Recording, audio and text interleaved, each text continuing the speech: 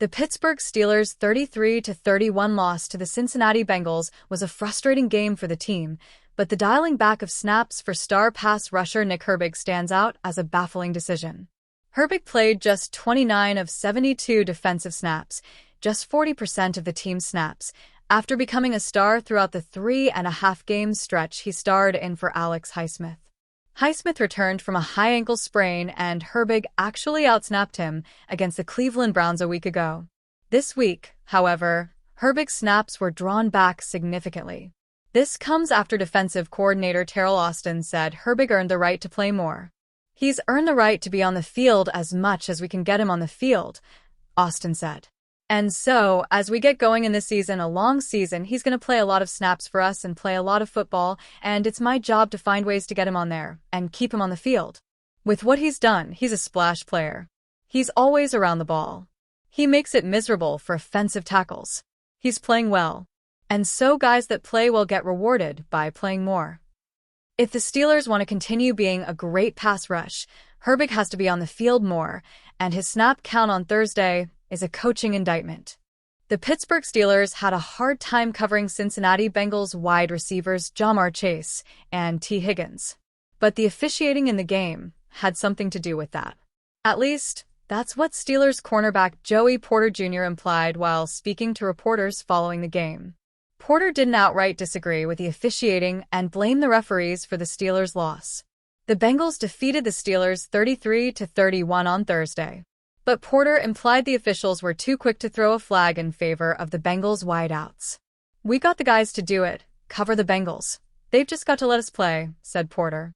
"I wasn't a big fan of the calls with the officiating, but it is what it is. It's football." The officials in Week 7 called Porter for defensive pass interference twice. The first call came in the first quarter, when Porter was in coverage on Chase. The second pass interference call on Porter was when he was covering Higgins just before halftime. That led to a late Cincinnati field goal. Overall, the Steelers committed 7 penalties for 59 yards. The Bengals had 4 fouls for 35 yards. Joey Porter Jr. calls out officiating versus Bengals. "It's tough enough trying to slow down the Bengals' elite pass catchers. When they're getting help from the officials, it's nearly impossible. Of course, it likely greatly depends on one's perspective whether or not the Bengals were getting help from the officials." Cincinnati would probably disagree with Porter and say the calls against the Steelers' secondary were clearly penalties. The Pittsburgh Steelers have a thing for going after former Pro Bowlers once they are already past their prime. 2 years ago, Mike Tomlin was stoked to land former first-round pick Patrick Peterson in free agency, but the aging cornerback proved that he had nothing left in the tank. It's clear the Steelers just made the same mistake with Darius Slay. Slay, a former longtime cornerback of the Lions and Eagles, was released by Philadelphia during the 2025 offseason, and the Steelers quickly pounced in free agency. But this was a decision that was doomed from the beginning. The proof is in the pudding. At 34 years old, Slay doesn't have the speed and quickness to stick with NFL wide receivers like he did in his earlier days. Against the Cincinnati Bengals in Week 7 on Thursday Night Football, Slay was humiliated in coverage against wide receivers Ja'Marr Chase and T. Higgins. The veteran was credited with allowing 6 receptions on 7 targets for 80 yards and a touchdown. He also missed 3 tackles in this contest. Somehow, the all-22 tape on Slay was even worse than the numbers he allowed. Pro Football Focus would agree. Slay earned an overall grade of just 29.6 against the Bengals in Week 7, the lowest of any player from either team. Despite handing Slay a 1-year, $10 million contract in free agency, Pittsburgh already needs to cut its losses and find another option who can man the position. Things have only gone from bad to worse. The Pittsburgh Steelers already need to replace CB Darius Slay.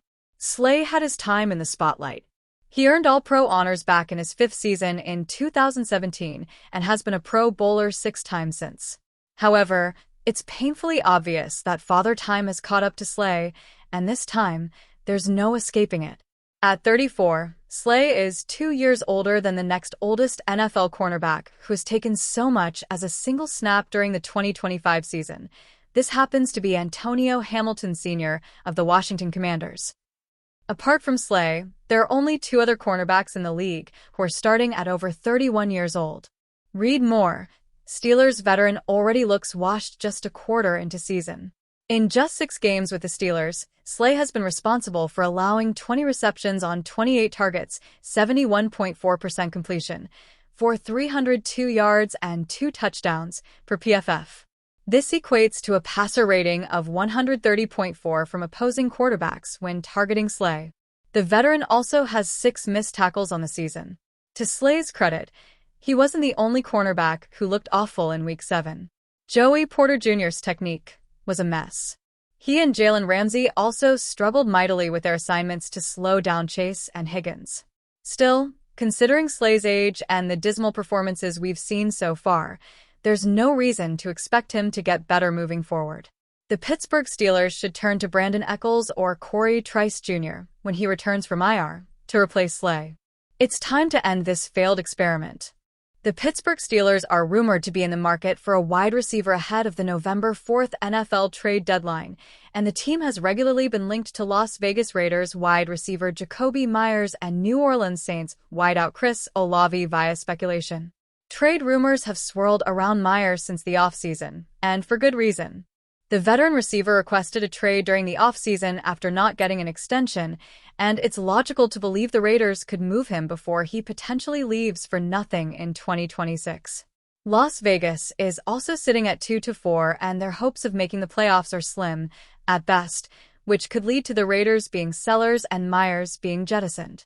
Meanwhile, the Saints are in an even worse spot at 1-5, and Olave is arguably their best trade asset. New Orleans desperately needs to kickstart a rebuild, and acquiring what could be a day 2 pick for the talented wideout would be a huge help. While the Steelers should have their eyes on both players, The Athletic's Diana Rossini reports that the Saints are actually trying to extend Olave, which casts doubt on the team actually trading him.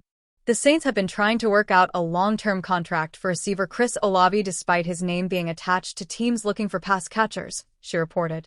As for Meyers, there's good news if the Steelers have interest. Rossini reports that the Raiders are open to trading their top receiver. The Raiders are open to moving receiver Jakobi Meyers, while making calls on defensive linemen and corners, Rossini wrote. The Saints really don't have to be in a rush to trade Olave. After all, he signed through 2026 and he's only 25, so he's young enough to be in their long-term plans.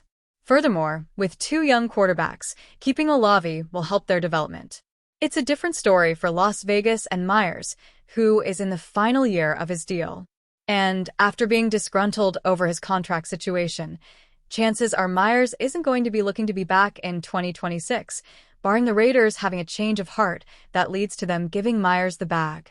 Olave is the more ideal target considering his age, contract situation, and the fact that he's better than Meyers in general, but Meyers is no slouch and would be a massive upgrade for Pittsburgh next to DK Metcalf. Meyers has posted 4 800-yard seasons during his career, including a 1,000-yard campaign in 2024.